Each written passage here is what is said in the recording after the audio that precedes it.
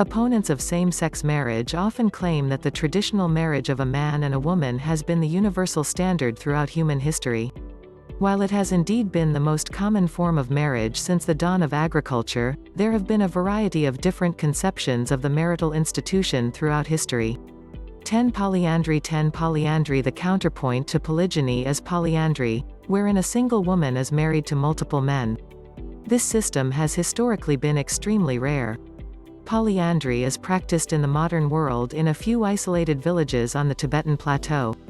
For those cultures, polyandry has served as a way to keep family property together in regions with limited amounts of arable land and high birth rates. It's a form of family planning. A group of brothers marries a woman of a similar age, and they all live and work together. The children of the family call the oldest husband, father, and the rest of the husbands, uncle. With increased cultural influence and education, the practice of polyandry is beginning to die out, but recent evaluations of the practice have found it was not as rare throughout history as many have assumed. Polyandry has been documented in communities from the Arctic to the Amazon. These unions generally emerge in response to environmental conditions and a lack of fertile women, almost always in relatively egalitarian societies. There are many advantages of this kind of arrangement. The presence of multiple men creates a greater sense of safety within the family. Studies on the father effect among the Bari people of Venezuela have shown that children with multiple recognized fathers are more likely to survive than those who have only one. Some have proposed polygyny as a solution to the problem of the gender gap in modern China and India, but it is an unlikely match for societies with complex bureaucracies and class systems. 9 Levirate and sororate marriages. 9 Sororate. Under this system, marriage is seen less as a union of two individuals and more as an alliance between families that must continue even after the death of a spouse. It emphasizes the rights and obligations between kin groups. In a levirate marriage, a man marries the widow of his deceased brother. In some cases, children born of the union are considered the sons of the first husband. They remain part of his descent group and are therefore prevented from being separated from their mother. Levirate marriages are practiced in tribal communities in the Americas, Africa, India, and Australia. In a sororate marriage, practiced among native tribes in North America and India, a deceased woman's kin group offers a sister as a wife to the widower. Some cultures arrange sororate marriages if the first wife proves to be barren. The children born of the second wife are considered to belong to the first.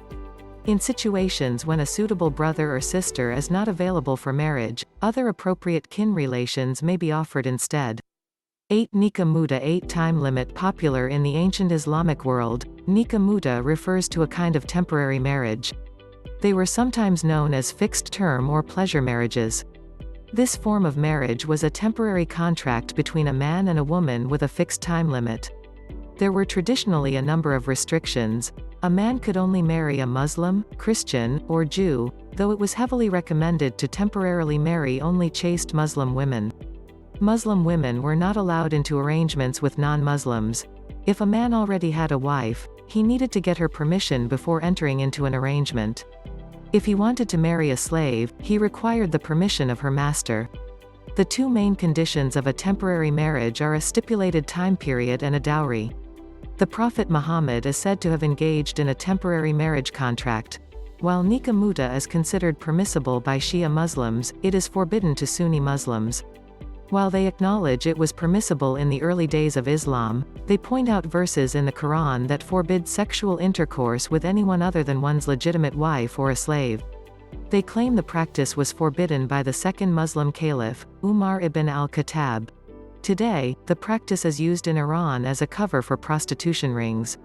This has led to backlash among communities, but some ayatollahs have asked the government to organize specific centers to arrange temporary marriages between men and women. In the UK, Nikah Muda is used for young Muslim couples to date within the confines of Sharia law. This is seen as a way to balance traditional beliefs with a modern Western lifestyle. 7 Ghost marriage. Groom putting ring on bride's finger. In many parts of the world, it is permissible to wed someone who has already died, or for two dead people to get married. In China, a bachelor who has died must be buried next to a woman so he will not be alone in the afterlife. Tomb robbers have been caught digging up unwed women for these ghost marriages. The price for freshly deceased female corpses ranges from 16,000 to 20,000 yuan, $2,600 to $3,300. The reasons for ghost marriages are varied. One custom holds that a younger brother must marry after his elder brother. If the elder brother dies, he is given a ghost marriage to prevent the younger brother being haunted by his vengeful sibling after getting married himself. Among Singaporean Chinese, it is more common for two deceased people to be given a marriage ceremony by their relatives. There are even ghost marriage brokers. In some occasions, funeral ceremonies and marriage ceremonies may coincide. Ghost marriage is also practiced among the Nuer and Achuat people of southern Sudan. If a Nuer or Achuat man dies without an heir, one of his brother's wives will marry his ghost. Any children she produces will be considered heirs to the deceased brother. A similar practice known as epikleros was practiced in ancient Greece. In Japan, the tradition diverges from other places. The deceased is wed to a doll that represents a spirit bride linked to the Buddhist bodhisattva Jizo. A doll representing the deceased is enshrined with its bride or groom spirit doll for up to 30 years. This form of ghost marriage developed in the 1930s in the Tohoku region in response to large numbers of young, unmarried men dying in wars in Manchuria. It was popularized throughout the country following a televised documentary on the practice. Complex marriage. John Humphrey Noyes formed a utopian community in Upper New York State known as the Oneida Community during the 19th century. He believed Christ had risen, the kingdom of heaven was swiftly approaching, and human beings were capable of reaching perfection in this world. He pointed to biblical references to the non-existence of marriage in the kingdom of heaven as justification for the practice of complex marriage. Every man in the community was considered equally married to every woman. Monogamy and sexual jealousy were considered sinful and idolatrous. Community members chastised those who seemed to be drifting into monogamous arrangements. In order to reduce the birth rate and assure sexual pleasure for women, Noyes preached the practice of male continence, or engaging in intercourse without ejaculation. This was supposed to promote self-control. The system gave far more control over sex to women than was common at the time. Each woman was free to accept or reject the sexual advances of any man. This allowed for the development of an egalitarian society where women were accepted as equals to men, possibly contributing to the community's economic successes. The downside was a creepy system of sexual indoctrination. Shortly after puberty, teenagers were assigned a succession of much older sexual partners in a practice known as ascending fellowship. The purpose was to introduce the youngsters to the holy powers of sex. Noyes allegedly initiated a number of 12 and 13-year-old girls. There was also a makeshift eugenics program that paired up sexual partners to produce allegedly superior children. The community lasted for 3 decades before it disbanded, partially due to increasing dissatisfaction with the institution of complex marriage, but also due to Noyes fleeing to Canada following charges of statutory rape. 5 Devadasi. In this South Indian practice, a young girl was married to a deity or a temple. The word Devadasi literally translates to maid-servant of God. Some girls were married to a god or temple before birth. They had to be attractive, hardworking, intelligent, and skilled dancers. Their duties were to sing and dance in the morning and evening in honor of their god, gaining revenue for their temples through donations from onlookers. They were also expected to attend marriages and other ceremonies in order to bring auspiciousness. The Devadasi were traditionally highly respected and had higher status than other women in society. It was considered an honor to be married to a god. In time, the practice became corrupted, and the Devadasi were used as prostitutes by aristocrats and priests in order for temples to earn money.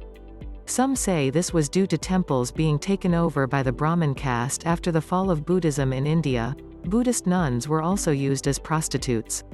Soon, daughters of poor or lower caste families were sold to temples where they were initiated into prostitution.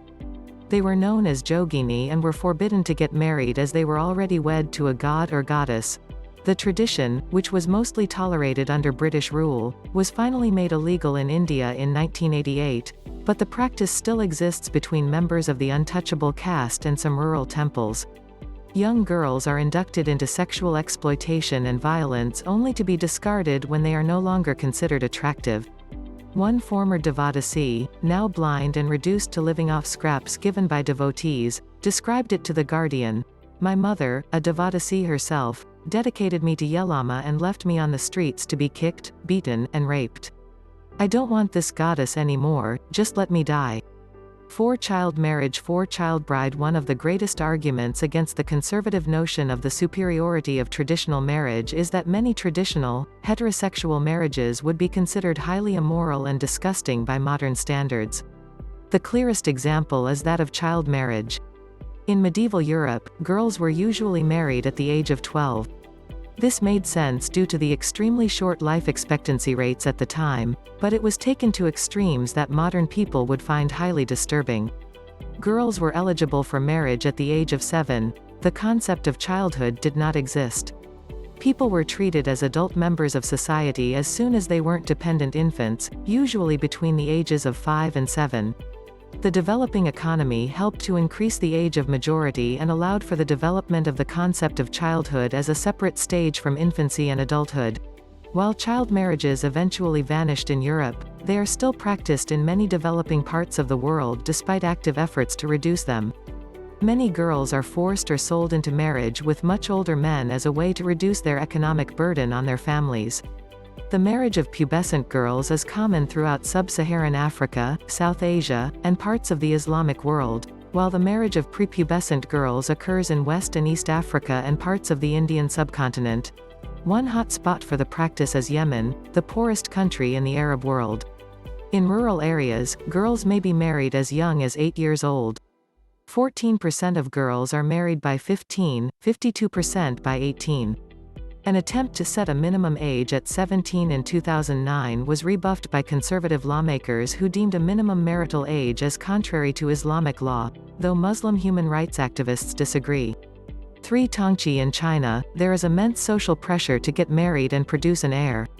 Acceptance of homosexuality is extremely low compared to many Western countries.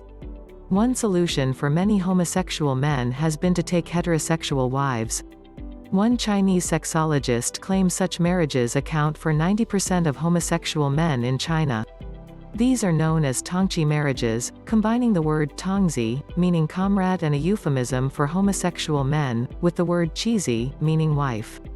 The downside of these marriages is the female partner often has no idea of her husband's sexuality before entering the marriage and is soon plagued by feelings of rejection and sexual dissatisfaction.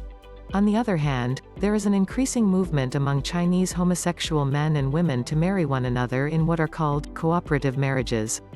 Organized online and through social media, these marriages allow the couple to satisfy their parents and wider society with a marriage and potentially children, while providing mutual support to one another and maintaining separate relationships on the side. In one such cooperative marriage, the groom's partner was his best man, while the bride's partner was the maid of honor. Some gay advocates in the West criticize these marriages as reinforcing heterosexual marriage norms within society rather than challenging them. Two spirit spouses. The Balai people of the Ivory Coast believe that everyone has a spirit spouse to whom they were married in the spiritual realm before they were born. They're called Blolo Bian, otherworld man, or Blolo Blah, otherworld woman. Marital strife between an earthly couple is sometimes blamed by spiritual guides on jealous or unhappy spirit spouses. The spirit guides advise carving a wooden representation of the spirit spouse, which is carved to resemble an idealized image, oiled, clothed, and adorned before being placed in a shrine. This is said to appease the spirit. Some anthropologists see the spirit spouses as a way for the ballet to externalize personality traits belonging to the opposite gender. It's possible to communicate with spirit spouses in dreams. Because they stand between the spirit realm and the real world, they are treated as if they were a real person. One ballet woman reported that her earthly marriage became much happier after she made a shrine to her spirit spouse, though she considered her human and spirit spouses rivals.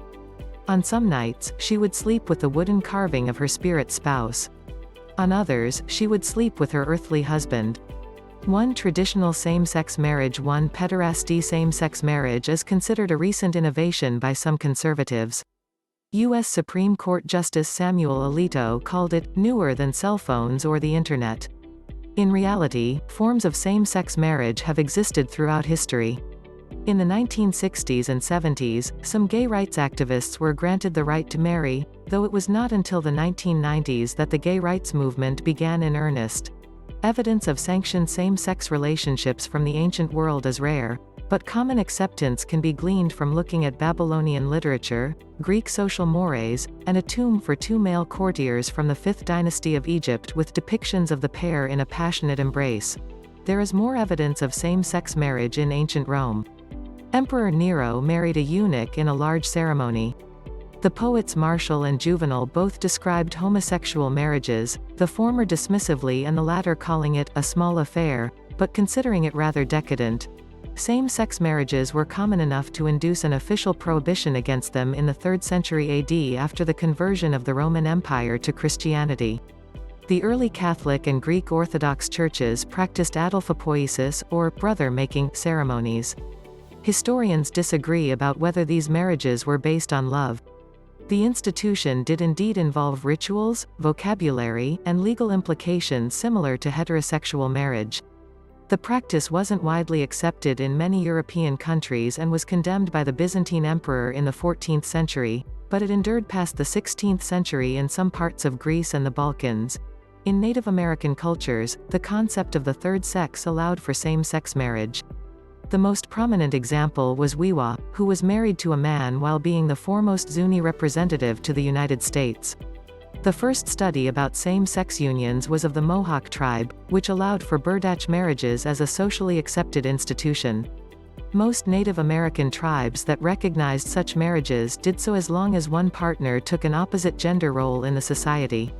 Among the Mohawk, homosexual men were considered good partners as they were exceptionally industrious wives, but were considered difficult to divorce because they might beat you up.